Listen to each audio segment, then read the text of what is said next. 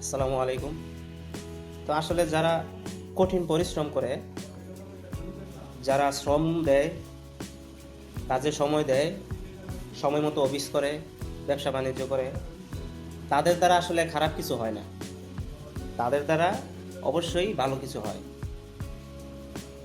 আর যারা বেকারত্ব থাকে, যারা বেকারত্বটা বেছে নিছে, কাজ কাম ভাল লাগে না, বাপের হোটেলে খায়, আসলে তাদের দ্বারাই অন্যায়, অবিচার, অঘটন বেশিরভাগ দেখবেন তারাই করে।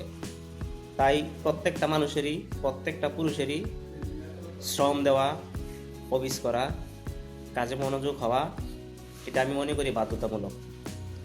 আপনি যত পরিশ্রম করবেন, আপনার জীবন তত সুন্দর হবে। দিন শেষে আপনার মুখে হাসি থাকবে। আর যদি কাজ না থাকে, কাজ না করেন, তাহলে দেখবেন শুধু পেরেশানি আর পেরেশানি। ভালো থাকবেন সবাই। ভিডিওটি ভালো লাগলে শেয়ার করে দিয়েন, একটি লাইক করে দিয়েন।